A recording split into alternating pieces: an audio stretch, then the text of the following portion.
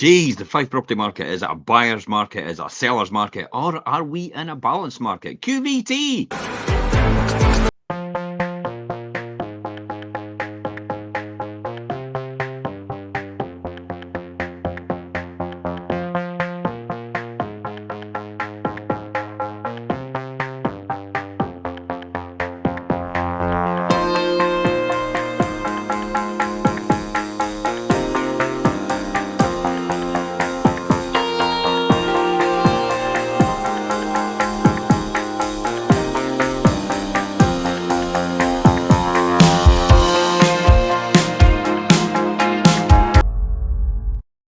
Okay, welcome to the midweek show. This is all about on the back of. Let me talk about Sophie, let me talk about the statistics which are out just now with the UK this week.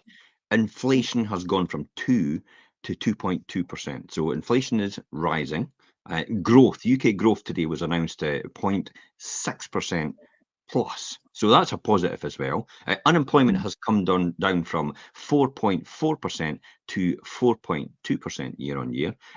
Base rates have come down by a quarter point to 5%, and wage growth is still sitting at 5.4%, which is more than double inflation. Where will this all lead us if we are Fife homeowners, Sophie? Well, are you a Fife homeowner? Are you thinking of moving home in the next 6 to 12 months? Whether you're aiming to buy your dream Fife home or sell a beloved property, grasping the current market is absolutely crucial right now. You need to understand what is going on, and obviously that's what we're here to do with you today. You might be a Fife buy-to-let landlord. You could possibly be looking to buy. You could be looking to buy and sell. You could be looking to expand your portfolio. There's many different, obviously, kind of buyers on the market. So which one are you? And also, are you a first-time buyer? And are you wondering, is this now where you take the leap and you join the property ladder? Is it a good time or is it not? Irrespective of this, it's crucial to understand where the Fife property market is, who it favours out of all of that, and that's only then going to help you make the informed decisions and obviously take that leap if you like. So that's done by examining the local Fife property market. Can we gauge the current trends, the prices, the opportunities that are out there, whether you're a buyer, seller, investor, or first-time buyer, obviously, as we mentioned. But you need to strategically plan your next moves. Don't just do it, as you say, Jim, on a wing and a prayer. You need to be strategic and understand what is going on. So, Jim, what sort of Fife property market are we in? Well, first of all, what I would say, if you're a buyer, I wouldn't be buying right now. Bit of that blue, eh? I wouldn't be buying right now. Well, let me just qualify that. I wouldn't be buying right now because if unless circumstances dictate it. So in other words, if you're needing to upsize, if you're needing to downsize, if you're changing your job, if you decide it's you've got an extra member of the family coming along, if you're downsizing, or unfortunately, if you're no longer here, which you won't be listening to the show, obviously, then your house will be up for sale as well. But so there's a number of different things that drives that market. But what I would say is base rates are down at 5.5%, and interest rates currently right now for 5-year fixed rate deals are actually very, very attractive in comparison to 2-year fixed rate deals. They're erring on the side of, because the swap rates in the money market right now between the interbank lending are a lot more favourable. Therefore, a lot of the 5-year fixed rate deals are lower than actual base rate, bank base rate itself of 5%. So it's quite attractive to lock into that because you've got certainty overall. So when I said if you're a buyer right now, I possibly wouldn't be buying. What I really meant was it's really circumstances that will dictate whether you should be buying or not, and you should be going with your circumstances rather than just buying for the sake of buying. That would be my advice to people out there. Now, there's no surprise here right now that first-time buyers are the lifeblood of the market, and it tends to be there's a big proportion of first-time buyers buying right now, which is good because it makes it a healthy market.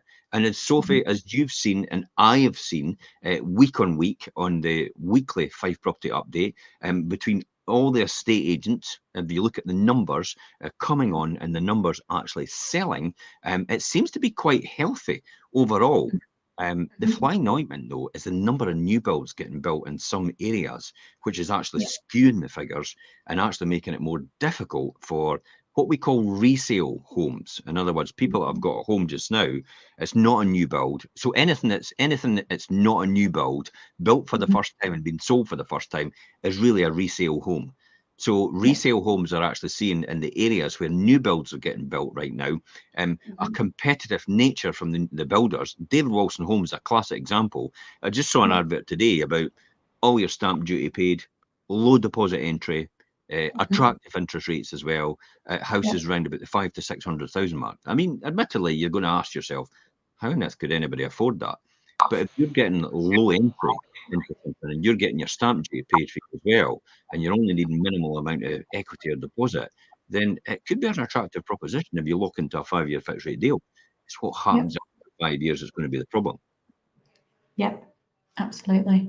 No, and you mentioned that on the show on Sunday, obviously, even just in the Glenrothes area, how many new builds just came to market just obviously last week in Glenrothes, for example, Quite and surprising, obviously the eh? effect of that. Absolutely. So it is, it's definitely Well, an impact. when you think about it, Sophie, when you see in the Glenrothes area, let me just quickly look at these figures for that weekly update show, and I'll just quickly look at them and just give you an indication about where it is right now. So, have you seen the Glenrothes area, for example? There's about 15 people. 15 to 20 people buying every single month in the Glenrothes. No, actually, sorry.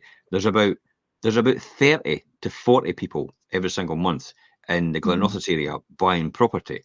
So when you see 35 properties dumped onto the market at the same time, for example, we keep Moat Homes in Glenrothes, Yeah.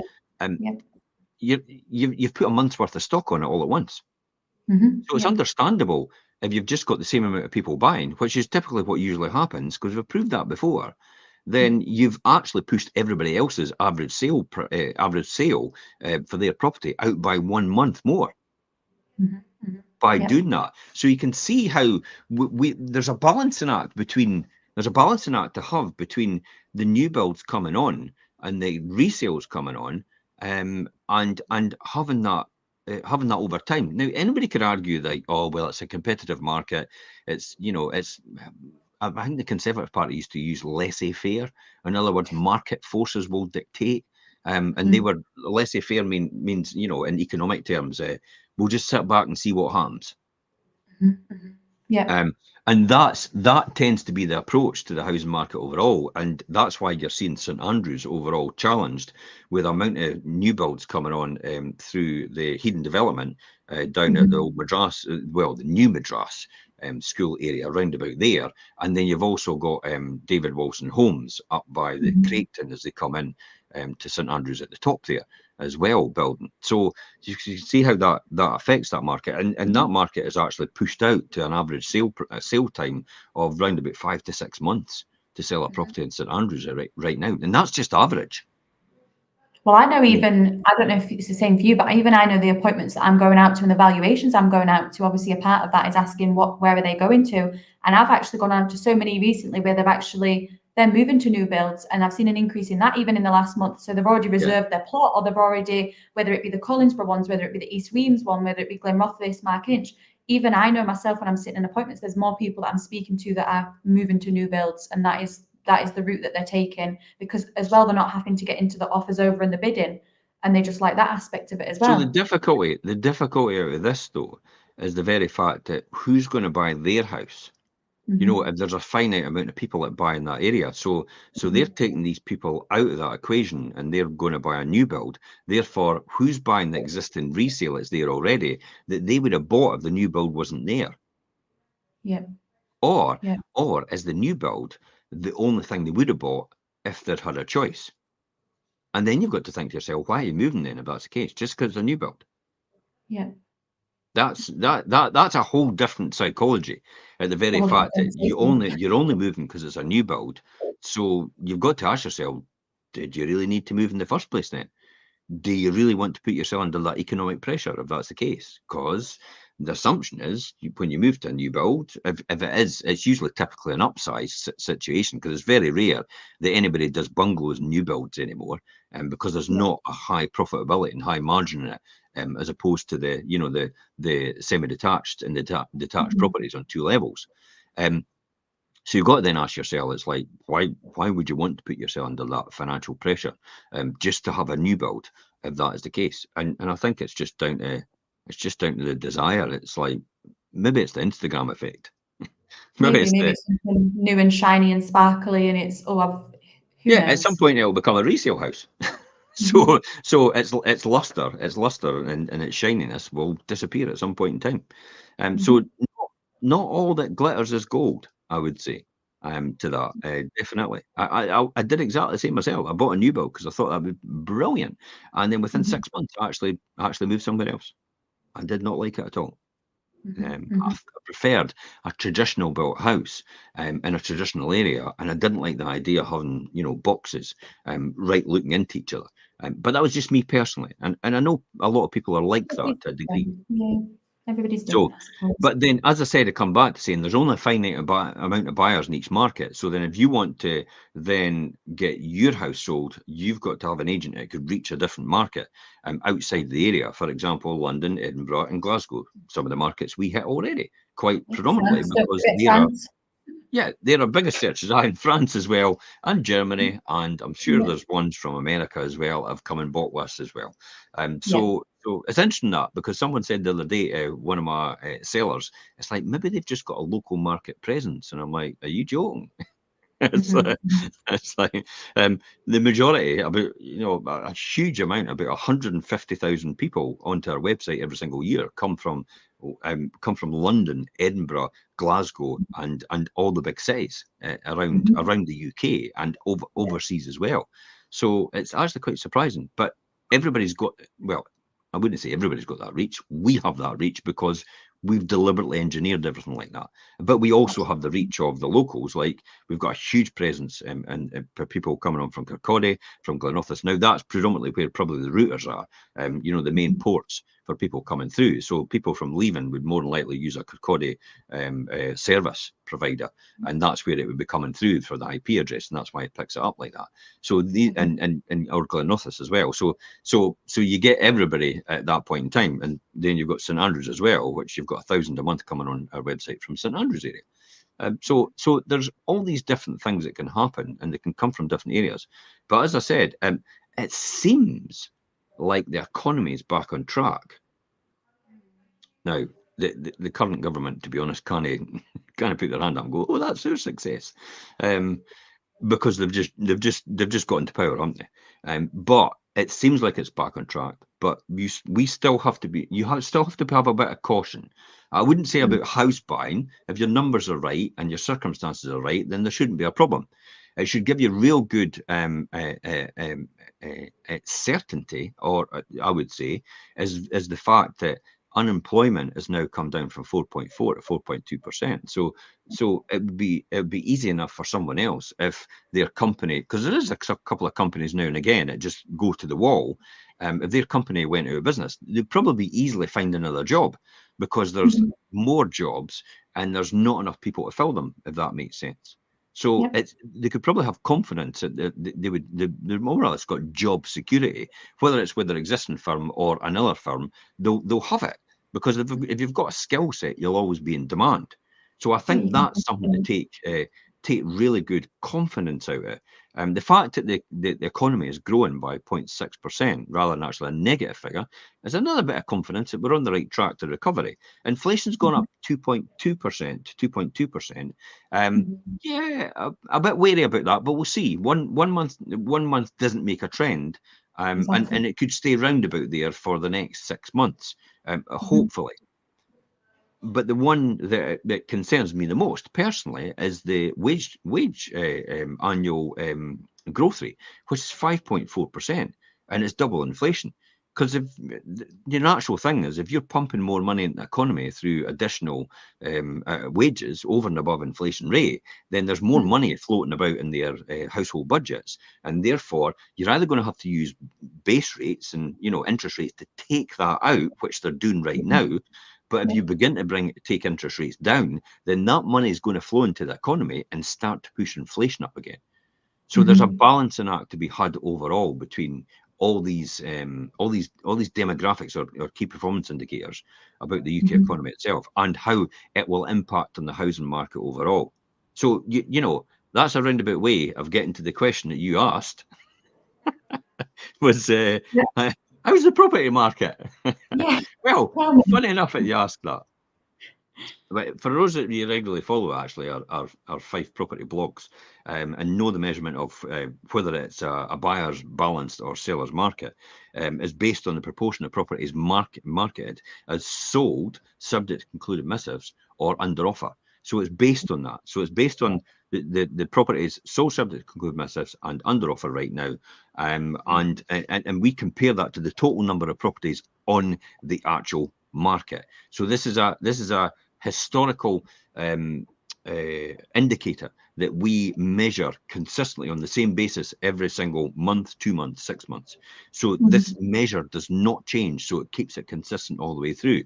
But we know for certainty, for example, if there are 46 properties sold subject to concluded missives, and there's 100 properties available for sale, or available or for sale right now, then 46 as a percentage of the 100 is 46%.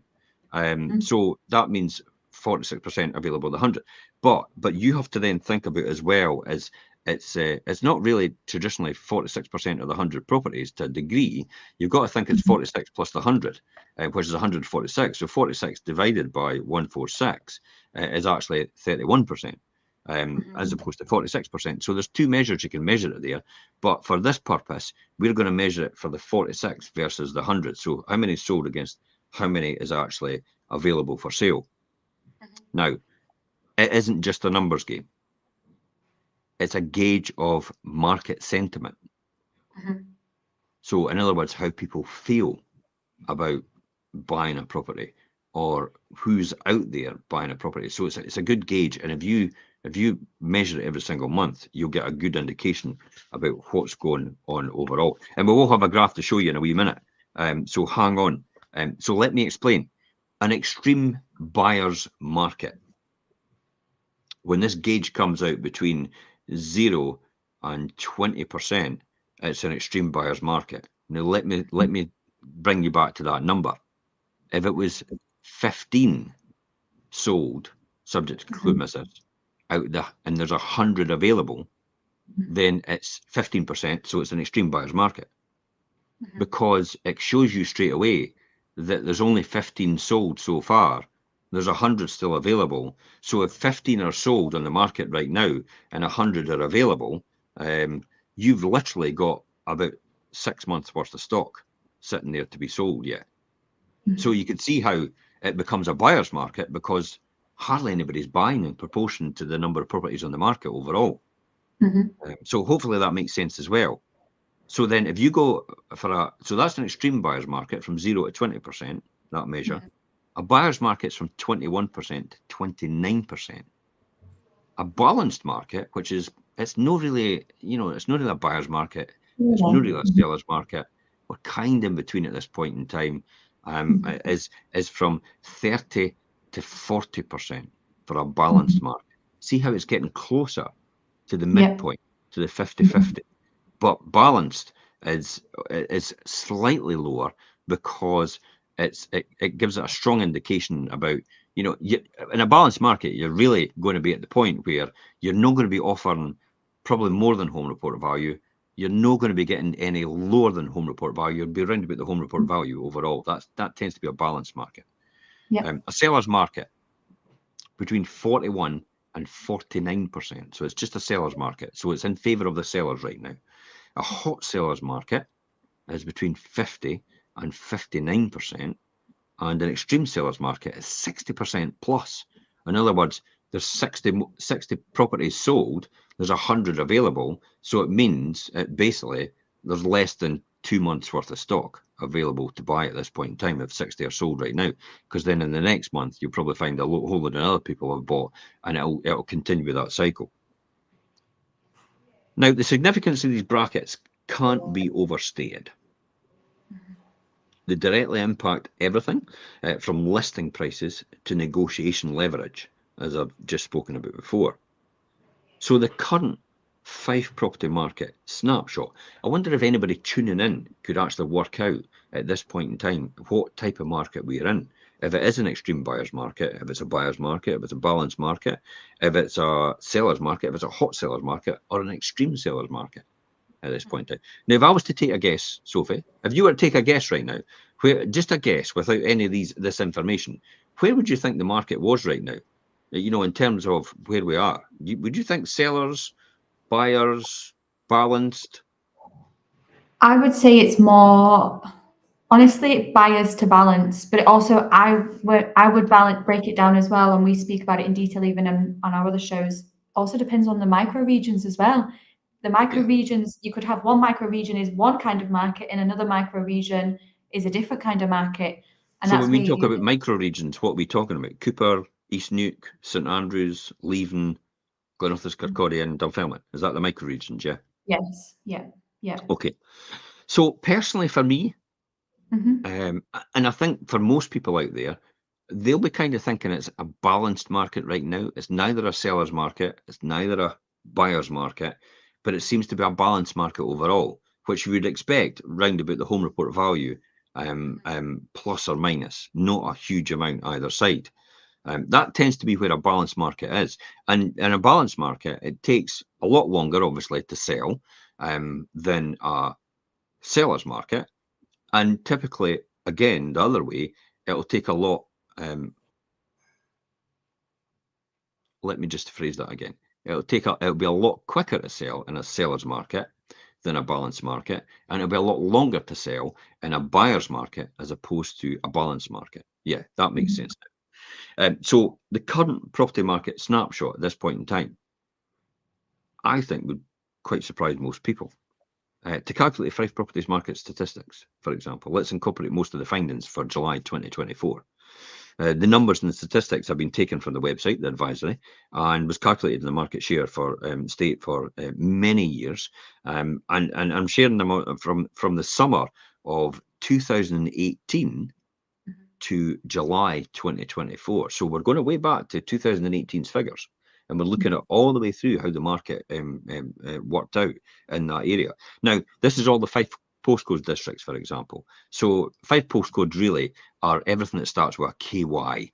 So 8, 1, 2, 4, 5, 6, 7, 8, 9, 10, 11, 12, 13, 14, 15, and 16. Yeah. So that tends to be the 5 postcode areas combined. And when you think about it now, in the summer of 2021, it was at 83% in 2021 in the boom, which is an extreme seller's market. It was Yep. booming, the market itself, which eased off throughout 2022. And then throughout 2023, the Fife property market was mainly in the high 50% range, a hot seller's market in 2023. Now that surprises me because 2023, I would have thought would a balanced market. That's the key here. The estate agent should understand this. The estate agent that you've got should understand they're still sitting in a hot seller's market on these numbers. But because there's a perception, see, the perception's different from the public, that there's a balanced market, because that's why I asked you, and I would have thought the same around that area as well, because there's a balanced market overall, and the perception is there's a balanced market.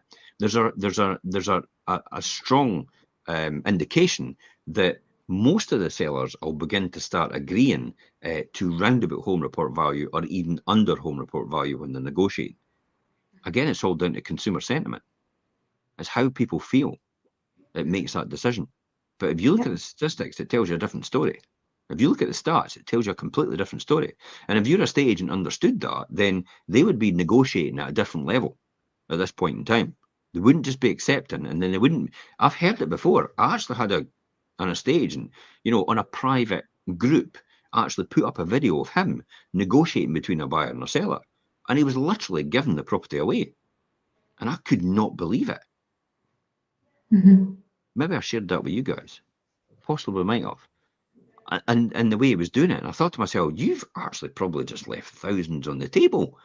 Because the buyer would have been able to pay that, and because of their perception of the market as an estate agent, and because they don't understand the analytics, they just go with what they think on their gut feel, and therefore that determines how they negotiate or how they don't negotiate. Mm-hmm. Yep. I was out to a client, and another estate agent had asked them in the value, like the valuation appointment, what is the lowest that you are willing to take for your property? What? Mm-hmm. What is the In the lowest you would? valuation appointment? Yeah, not even got the listing yet, and it was, what is the And lowest you'd be so willing do to you take? So do you see straight away how that mindset is? It's like from the estate Absolutely. agent. It's they walked in the door and they're immediately saying to them, "I think the valuation's there, but what's the lowest you can go?" Mm-hmm. Mm-hmm. And it's like, Yep. wait a minute, you're negotiating to bring the price of my property down before we even started the journey.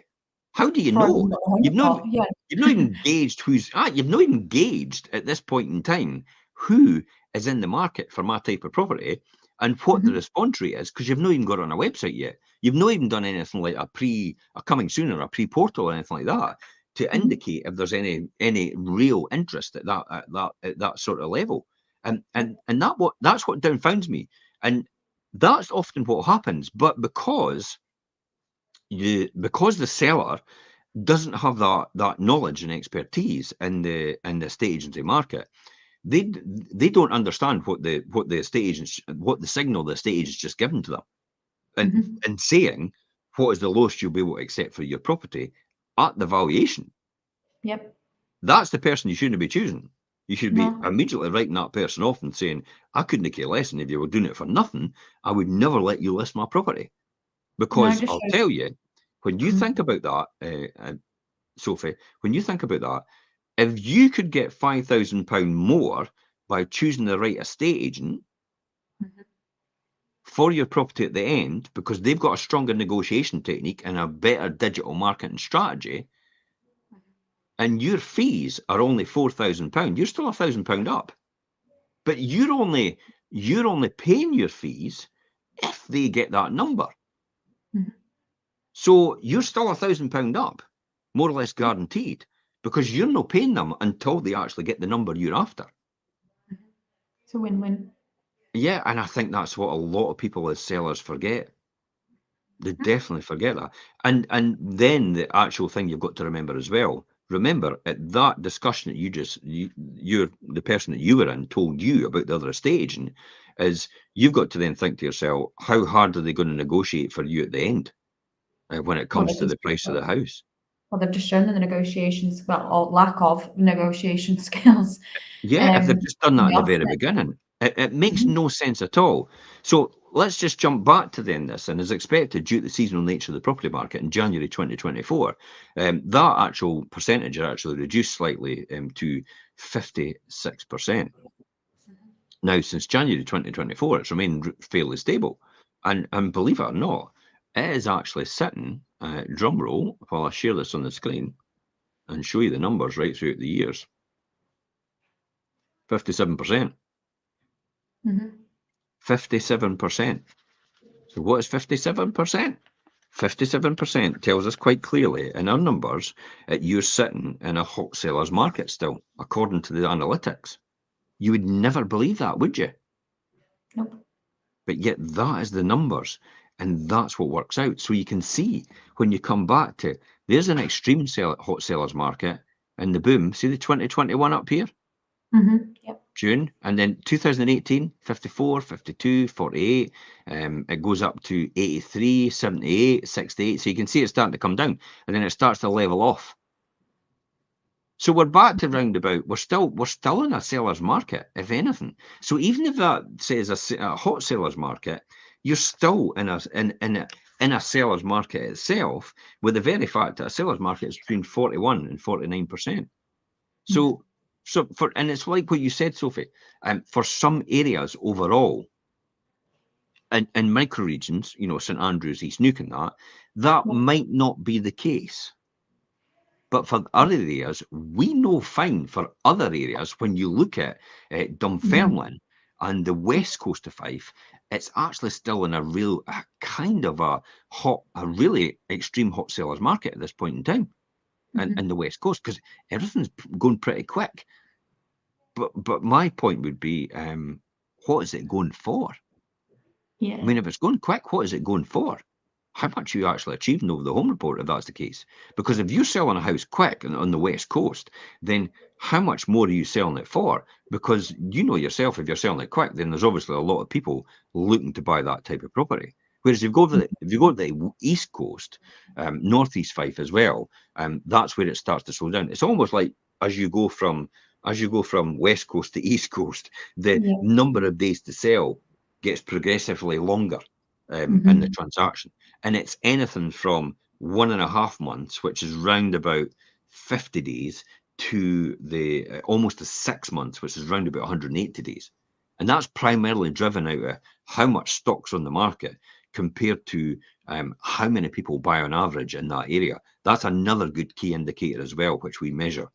So we don't just measure this, which is the number of properties sold versus the number of properties available. We measure as well the number of people buying on average in the micro region versus the number of available stock on the market right now. So there's a key indicator for the time to sell, but there's also a key indicator to demonstrate what type of market that area is in at that point in time.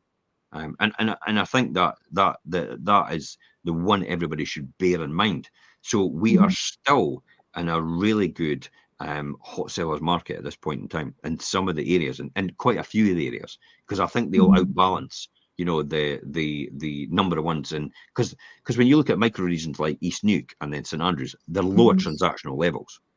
Mhm. There's a lot less people that buy in these areas in comparison to when you come to Glenorthus and Kirkcaldy and Dunfermline, because Dunfermline's the Mhm. biggest area, KY11, KY12, the Dunfermline Yeah. area itself, the postcode, and that would then determine the weighting on that would be a lot higher, and therefore influence that number to a higher point. So again, as we come across, when you look across the Fife market itself, it will go from extreme hot sellers to maybe potentially by the time you get to St Andrews, possibly, I think we're in a balanced market in St Andrews. So St Andrews balanced market, East Neuk sellers market, accurate, and then we get into Cooper and Leven, we're probably talking about maybe still sellers, hot sellers, and then you get into the west of Fife, which is in the central Fife, which is Glenorthus, Kirkcaldy, and the west Mhm. of Fife, which goes into the hot sellers market in itself. So, with this in mind, Yeah. what is the consequences and the thoughts for the Fife property market? So for Five sellers, we're now in a property market where sellers must be more strategic, need to be more flexible, and Yeah, also have a wee bit of patience. Um, you should brace yourself for your home to be on the market for longer, which we have touched on when you look yeah, at the that's different very true. areas and the stock that's on there. And as we said, St Andrews 6 months worth of stock, your East Nuke about 4 months worth of stock. So you need to be prepared for that, but also factor that into what your journey looks like. So we'll say to clients now, for example, I've touched on clients that have reserved a plot on a new build, but they're not getting until March next year, and we're saying you need to go to market just now, Go now, and we're yeah, go now. monitoring it. Go Now, now. that primarily, people would be actually confused by saying go now because we're sitting in August. So Mhm. August, September, October, November, December, January, February, March. Now you're looking at 7 months to get to March, but you've got to remember when we come into the Christmas period, Yeah, December's a write-off. So there's gone. 1 month away straight away. Mhm. As half of January, and I think even possibly coming up to maybe the end of January, that's probably a write-off as well for most people. So literally you've got 5 months. Now, if you're Mhm. taking 2 months on average to sell a property across Yeah. Fife in general, because that's a start, it's definitely there. That's not Mhm. us, but that's Mhm. just fact. Then you've got 3 months to go through conveyancing. Mhm. And Yeah. we all know that conveyancing takes about 3 months, even more. Mhm. On a So good day, you'll maybe get it done in 2 months. But on average, you're probably taking 3, 4, 5 months. So this is why you go now to get that in March. But the key here is to get a buyer which will be more flexible with your entry date requirements. And if you go Absolutely. now, if you go in the market now and you go to sell now, and someone says they need it in 2 months and it doesn't suit your criteria, you just tell them no. I'll wait for the next person to come along.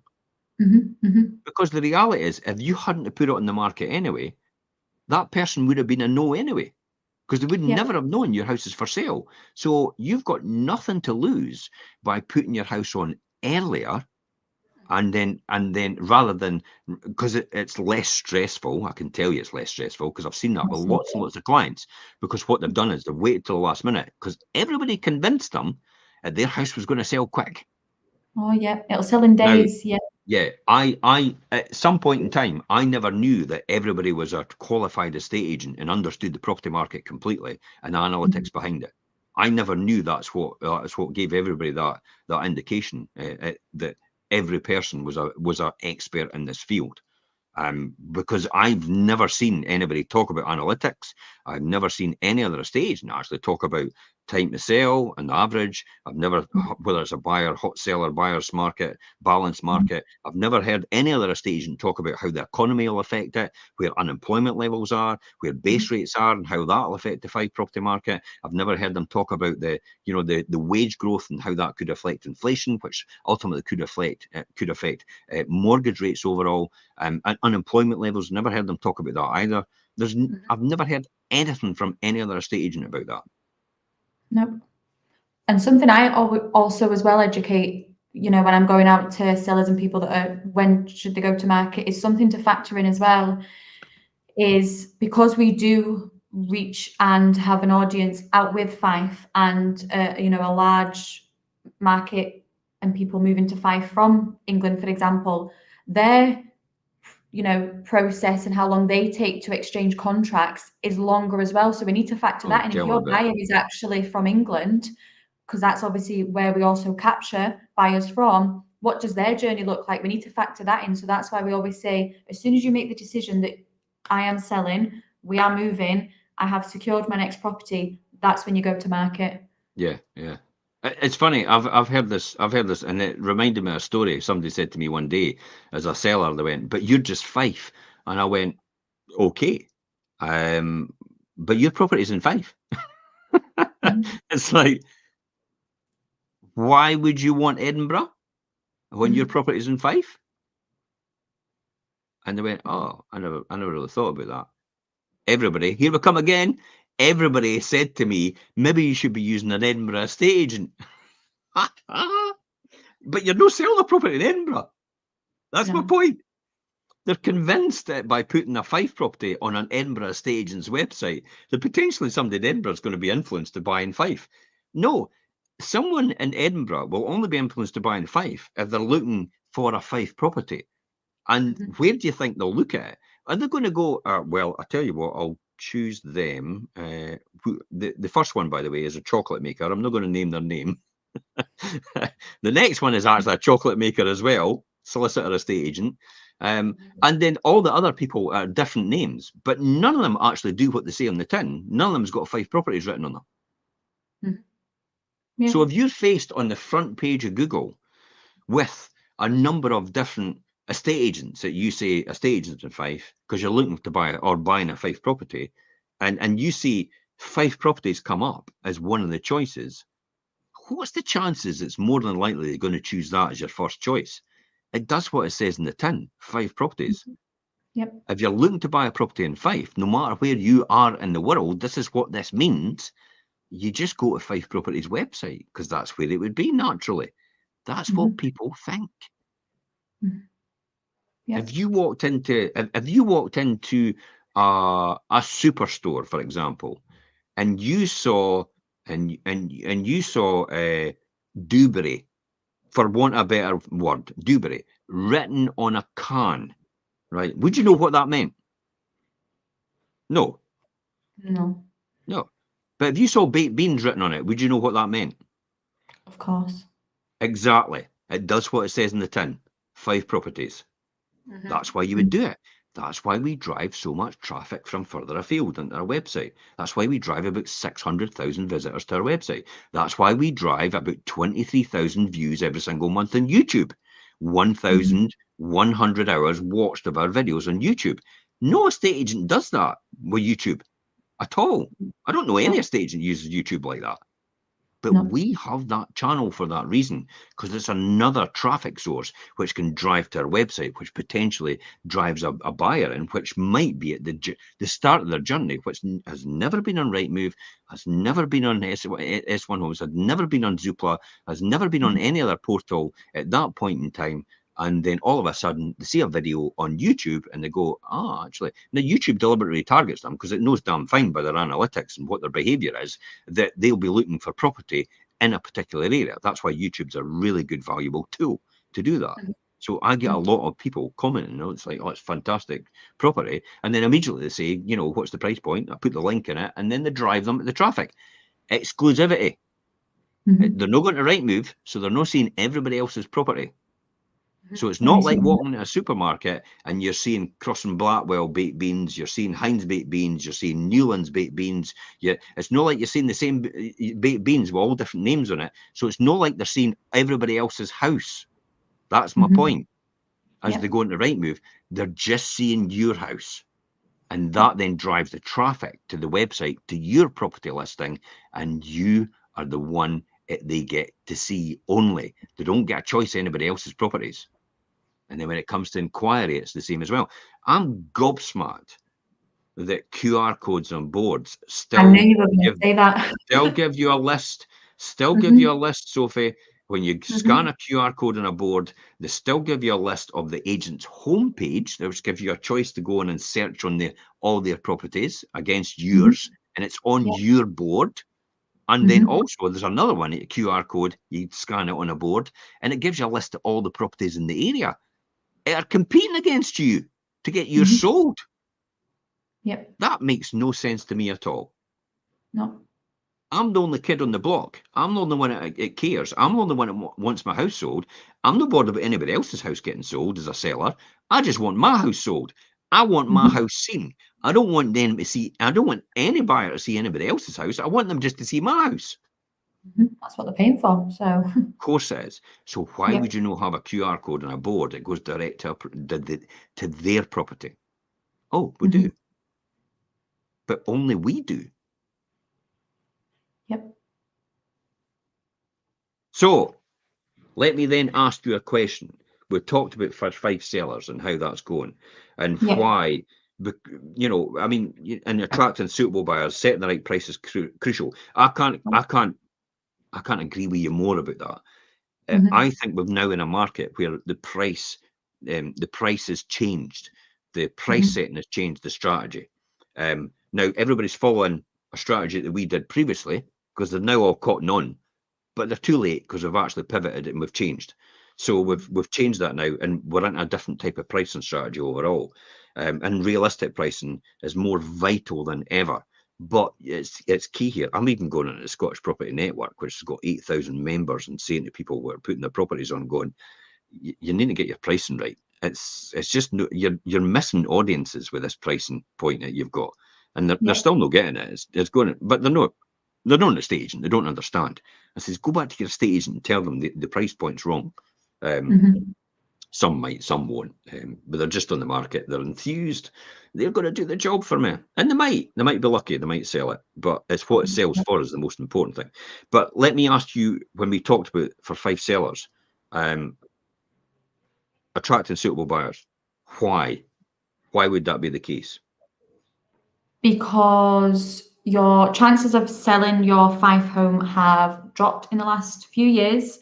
Yeah. Um, For all Fife homes that have left estate agent books in the last 12 months between July 2022 and June Hmm. 2023 is 83.08% of Fife homes sold and completed. The rest, withdrawing, change of circumstances, unsold, whatever that Right. looks like. But actually sold and completed 83%. So since the 1st of January 2024, Okay. the figure for Fife homes has dropped to 78.62%. Wow. Okay. Dropped. So Yes. it's dropped quite considerably. Now, I'm going to give you just for comparison here, Mhm. for all the homes that left estate agents' books in the, in the 12 months between July 22 and 23, 58.67% of UK homes in the market sold and completed. And since the 1st of January 2024, that figure of UK homes had actually dropped to 51.13. Look at the difference here between Fife and the rest Yeah. of the UK. You're saying 83% in Fife. 83% Mhm. was July 22 and June 23. Yeah. And yet the UK was actually 58.67. Now, I think that's realistically the 83% is a lot more sales in the Fife market, and Scotland especially, because we have home reports. Yeah. They're more accurate. But we also have sole seller agreements, which is one estate agent, one property, where they have Mhm. multiple listings. Yeah. They also have different strategies in terms of how they attract the seller in the first place. It's almost like, let's give it a go and see how we get on. It's not more committed down Mhm. south in the English Mhm. market. Hence the reason why that number gets skewed quite badly, because Yeah. England's 10 times the population of Scotland on average. Mhm. I mean, Mhm. London itself is about the same population as Scotland itself. Yeah. So when you look at that, you can see how that overall in the UK itself is that number would be so low in comparison to what it is in Fife and probably Scotland itself, because it's a give it a go attitude. And if it doesn't sell, then yeah, we'll just stay where we are. We'll take it off the market, and that'll be done.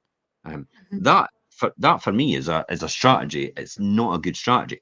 And then you've got to think to yourself as well. It's like if circumstances are driving it, that probably tells you then in the English market that circumstances predominantly don't drive the house Mhm. sale or people putting their house on the market.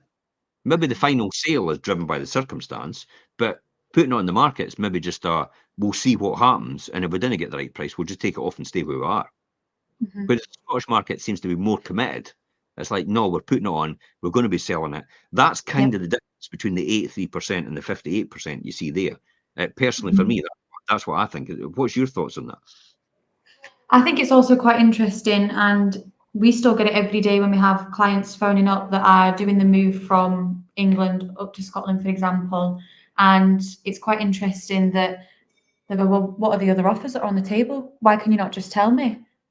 And we'll go, "Well, we can't tell you what the other offers are. You need to put your best foot forward. Give me a number, and we'll go back and negotiate, and then we'll counter." But we're able to tell people, and so many Totally people are different market, isn't surprised. it? There's a totally Completely different market in different. England. Completely Uh, different, and and and even and even the that. miscommunication and the misinterpretation can often lose you a buyer potentially as well. No understanding how the English market works and how an English buyer would be expected to be treated in Scotland. And then it's more like an education process for an English buyer when they come to buy, to make sure Yeah. they understand what the Scottish market is like, and actually more qualifying is done as well, I think, in the Mhm. Scottish market. There's a lot more qualification on buyers. I know for some people with estate agents, you maybe don't think it, but trust me, there's a lot more qualification that happens on the Scottish market, and there's a lot more. It's a lot tighter, especially when you make an offer and it's Mhm. accepted. It's a lot tighter in terms of legislation, in terms of Yep. commitment, as opposed to England, which is like, I could just back out anytime I want. And I tell you what, if I want to gazump somebody and make an offer, even though it's sold, Mhm. potentially there's an opportunity for me to get that off of that person. So Yep. so it so the English market actually looks at the Scottish market in terms of how we do things, and with a bit of envy and jealousy. And in terms of how Mhm. things are done in Scotland, in terms of house sales, and they often, I know that because I've had discussions with solicitors and estate agents and buyers and sellers, and they actually want to adopt something like the Scottish housing system and the way it works, Mhm. but they can't because there's huge amounts of legislation there. Yep. It has to be changed as a result of just putting in minor improvements in terms of legislation itself. Um, Mhm. Mhm. I think though the overall marketing strategy is just as important. Employing Absolutely. tools such as video, for example, and virtual tours. I've never been a fan of the virtual tours. I've been a fan of the video tours, which is what we do, which is the Mhm. walkthroughs. Virtual tends Yep. to be just music. played on a video. Mhm. Targeted social media campaigns are essential now, or Mhm. and interactive property listings where people can actually interact at that point in time, and also have a conversation on Messenger or WhatsApp Mhm. with the actual agent themselves. Um, it could be that's particularly beneficial when adding significant value at the end, and especially in this more what we call normal market of Mhm. 2024 as opposed to the boom times before. I mean, I've always said it. God, my cat could have just sold a house in the boom market, and I've got a funny feeling it probably did when it hit the keyboard when it walked over one time. Um, but Probably. that's the type of market we were in. You know, anybody could Mhm. have sold a house at that point in time, and I suppose anybody can sell a house now. But it's the more important thing is what that house will go for and who's got the skill actually to reach the right audience and actually negotiate the right price at the end. And I think we, based on not our opinion, but our sellers' opinions and what they say, I think we actually excel in that a lot more than everybody else, based on what our sellers say. Or they would be number one estate agent in Scotland and in Fife for the last 4 years, Yep. if that was the case. And if you're listening in, you're an estate agent, come and have a go if you think you're good enough. Mhm. See if you can take the number one estate agents of crown off us. Yep. Because you won't. Because you've not got the systems in place to do what we do. It's as simple as that. Mhm. So how does this suit then for Fife buyers then? Well, for Fife buyers, you can expect intense competition, which if you are already, out there and you're currently on the market looking, you've probably have experienced this and you've probably got your own stories to tell. But you can expect intense competition, especially if it's a property that's maybe in a sought after location. The footprint of the property, and what I mean by footprint is the style of property, the type of the property, is it a desirable one? Also the price point of the property, that is also what can drive competition. Yeah. You need to put, and that's why you need to be in the best possible position. So whether that is if you are a first time buyer, or if you're looking to put your mortgage, for example, or anything, but securing your mortgage and having it pre-approved and being there good to go, so it puts you ahead of any other prospective buyers. Considering, because there is that competition, do you need to consider expanding your search slightly to other potential deals that you might overlook? um, Speak to a mortgage advisor. And I think we spoke about this on our show 2 weeks prior about getting, the best advice, speaking to that mortgage advisor to get you in that best position. Yeah. But certainly expand your search, but also looking maybe potentially less competitive markets. Do you need to look at potentially increasing your radius to a slightly different area so that's maybe not as sought after? That is something to consider. Is there more leverage then for negotiations? Can you then, I mean, for example, I was out to a property and signing up, and the lady was like, "Oh, I've got so much that I need to clear. Like, I need to find somewhere for, the sofas and the fridge and the freezer. I don't need it. Where I'm going, I don't need it. But how am I going to get it done? There's just so much to do." And I was like, just leave it. Because Yeah. the type of property, it could be perfect for a first time buyer that's getting on, just starting out, and they have nothing. So leave it, and then we can negotiate. And And then then you that can just be, deal with it at the end. yeah, You just exactly. deal with the So end. If somebody doesn't want it, then we get somebody to take it away, or they take it away themselves, and job's done. And it gives perspective into the dimensions of the property itself. Yeah. I mean, exactly. you've got to remember though. I mean, let's remember this: 4 out of 5 sellers are actually turning into buyers as well. So what you may lose on the sale might actually be compensated for the purchase if you compromise on your price point overall. External influences such as global economic trends, like we discussed, and inflation and interest rate repercussions, could all cast shadows on the Fife property market overall. But I've discussed that at the end. So, in the final thoughts, as we progress into the 8th month of 2024, which is where we're in right now, Mhm. the Fife property market actually presents challenges and opportunities for buyers and actual sellers. Understanding these market subtleties is crucial for anyone considering a move from existing homeowners to seasonal buy-to-let investors, first-time buyers, or those looking to relocate in Fife themselves. Um, The key here is, though, stay flexible, stay informed, Mhm. and remember that your home moving experience is as much about the journey as the destination. What are your final thoughts on the Fife property market developing since we've got the new government? I'd be interested to hear that, Sophie. What's your thoughts and a 30-second answer? Well, 30-second answer. I don't even think you could give a 30-second answer, Jeff. Aye. I was going to go in for the Olympics for the best, for the most talking. No, no, you've seen enough of that. Seen enough of that. So I think something that you touched on at the beginning, it's all about circumstances. You just need to think. Sometimes you need to take away the external factors, and you just need to look at your circumstances. What's right for you?